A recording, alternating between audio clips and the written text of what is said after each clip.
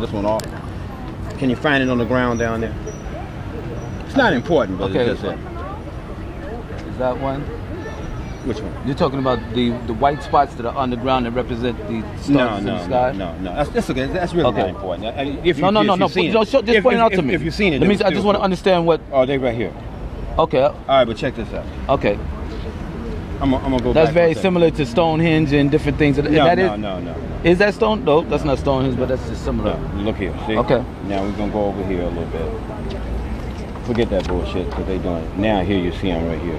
Two online, offline right here. Now, but let's go back here for a second.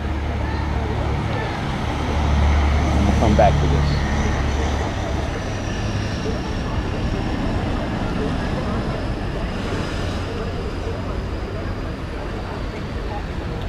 So what do you think about, what do you think about the Mayans with the 2012? Artifacts right now that I'm gonna show you something about the Mayans, and I'm gonna show you something about that. I'm gonna show you what I'm gonna say. I'm gonna back it up with physical evidence. You know what I mean? Never mind all that other stuff. You see this right here? That's the Ankh. That's the Ankh. Yeah, that's the Ankh. 12 things going around the side. Now, oh, this right here too. The Ankh is gonna end up in Egypt. You see this right here? This sign right here, it takes on the four corners. Yeah, Mandy, where you at? Not only four corners inside of a circle, but these four things right here represent some whole landmass. So if I'm talking about New York City, and I got this, I'm talking about all of New York City. If I do this and it got the state on here, it's the whole state, right? So if I say foreign country, this is the whole foreign country. The whole land is the same. That's what they're doing. That's going to end up in Egypt too. Now, I'm going to go back over here. All right, man, I'll hang it for you. Don't worry about it. Just for a quick second. To show you something. Right here. Look at this right here. I ain't got my glasses. AD, reconstruction of Adam count. Forget that bullshit. Showing that Horus statue and the three Orion stones align perfectly to rise of Orion's belt. Then it goes on to say, on the vernal equinox, when it's flat on the horizon, current calculation indicate this would have been occurred at least what? 160,000 years ago. Huh? 160,000 years. This is what these people did. Now, we see this right here, right? This is a little easier because it's on the front. See this right here? That's again inside that. Now I'm gonna go back and hook this up and show you about culture when I come back, right? They hooked this up.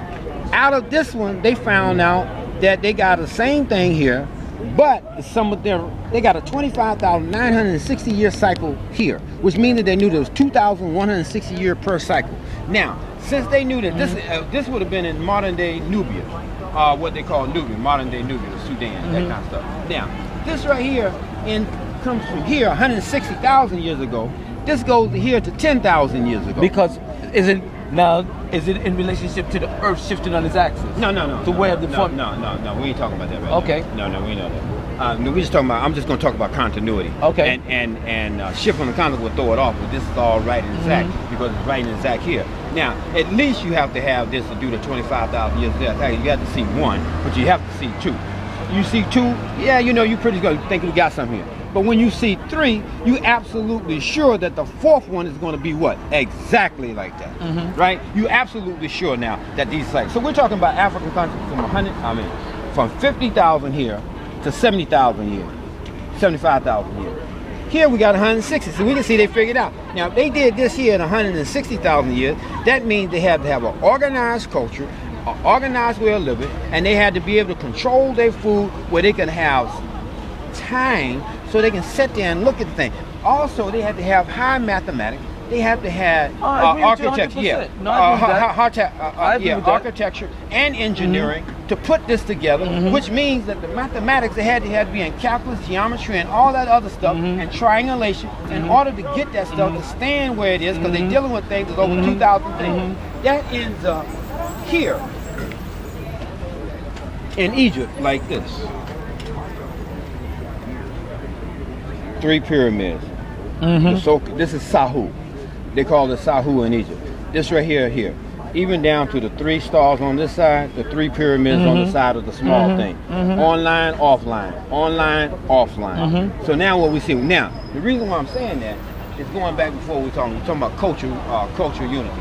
What you're looking at when you're looking at Egypt and what Egypt was doing, you're looking at the rest of Africa. Why? Because they was populated from Southern Africa. They was populated from East Africa. They was populated from Central Africa. East Africa would be Ethiopia, Punt, and all them places. All right, which we'd call Tanzania and all that kind of stuff modern day. The white now is coming out of Uganda. So now we know it's coming out of that way. We also know that the Nile itself went out into the desert at one time 10,000 years ago. So those people there that comes out of Chad goes up into that part of the world, what we call North Africa, receded back in to Egypt. So Egypt is literally a cosmology of a number of different African groups that are in there speaking different languages but made their national language, like in America, Medu Neter, which is the official language.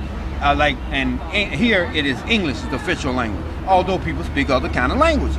All right, now, and they had different deities. What we see in Egypt is them tying them deities together and making a unified thing out of it, where there's that whatever you worship was no big problem, it was always a part of the whole. And what I'm saying that is, that's African thinking. African thinking, and the same thing is hedged around the woman. The woman is the central part of African life. She's matrilineal and matrifocal. You can trace your line through her, you can trace, but see, for a European, you can't trace your line through a woman unless you single her out. In other words, you have to know exactly that's my child that she had, so therefore you can trace your line. And Africa, they didn't worry about that because they knew that was their woman. But tribal, but because of the tribal system was broken down when we came up out of Africa. So, and that's why it's not the same. But that's why it became necessary in the diaspora for black people to become patrilineal to a certain extent, and it was impressed upon black people to be patrilineal because they wanted to control the woman, and any birth given to the woman automatically designated them as what? So Issa, you're answering the question. So now you're recognizing that they had to change. No, they changed it to serve white people's purposes. Yeah. You know, the pressure on the system, because at one time when slaves were born to a black woman, if the father was identified as being white, what would that designate? That child as being free. They said, no, we're going to change it now to a matrilineal system, so all black children born of black mothers are what? They're all slaves. And what did that do? That just disrupted the whole black family. So then what did black people do in order to try to grasp who was who? So that we didn't know who's sneaking into the house and who's getting taken into the main house and who's impregnating all women. We had to become patrilineal, or we would lose total concept of the passing on of the DNA. Because see, check this out. I understand what you're saying, but I don't think you do. You know why?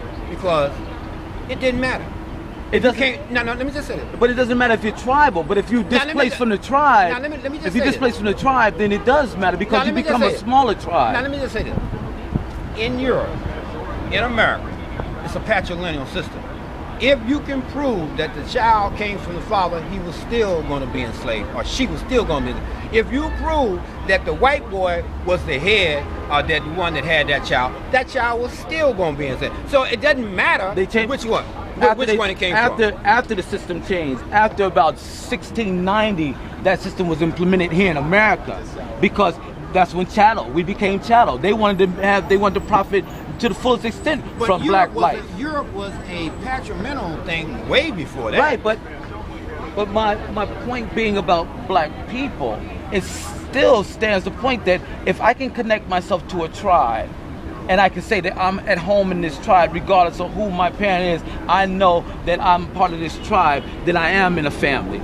But when I get into the diaspora and I no longer can say that I'm of this tribe, then it becomes necessary for me to define my identity. And my identity is defined through my father, although my mother is the mainstay. But how come because you come in the diaspora you cannot define that you are from this tribe? Because the history books have said to us, when I studied African history, and we ain't gonna talk about no degrees because it ain't important how many I got, that I'm displaced. We know that it was a slave rip-off long before it was a slave trade. Where am I from? You know, like so many Africans don't want to even define black people in this country as being of African origin. They want to throw that American on it. And then they even want to treat you to. But those are the ignorant ones. Right, but and it's a large group of that. But like second-class citizens, because we can't really trace ourselves back to the continent to say we definitively are from here, unless you got a lot of money like Oprah. Oprah found out she was a Zulu through checking out her DNA, and she found out, yeah, that's where I come from. That's where my line. Well, how many of us got billions of dollars to be able to say, please do a genealogical tracing of my family, so I can tell it's you not that exactly much. where It's not. Well, it doesn't cost that much, but you know, like what, you know, like $500. true, but you know, 500. If I had $500 No, you might right not now. have 500. I'm not arguing that. All right, but that's saying, the point that I'm making. So the point that I'm making is that, you know, we as a people, we have some things to work through, and I think that I agree with you 100%. And I give you a lot of respect, my brother, because a lot of people would have got argumentative, and they would have they got it steadfast and wouldn't have budged. You went from an educational standpoint, maintained a decent disposition, and we continue the educational conversation. And you have spurred me now to seek more knowledge. So the next time I come see you, I'm not for the sake of argument, but the sake of continuing to learn, so that we can share this information, and when I carry it forth, I can pass it on to people, and it can be, you know, universal in appeal, and that we can hopefully come back together as a universal family. No, that's a beautiful thing. And I respect you for that. No, we none of us know it all. See your respect. Yeah, right. But you have Respect, man. Yes, sir. None of us know it all. What we're doing is we getting this stuff has just come out. So this stuff right here I'm just showing you, this ain't been out that long, right? So, but a lot of us just don't know that.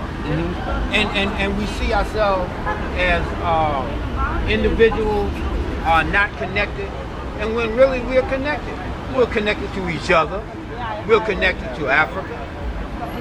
And that's the other point, you know, because it's proven. They used to talk about use the term 6 degrees of separation. They say the human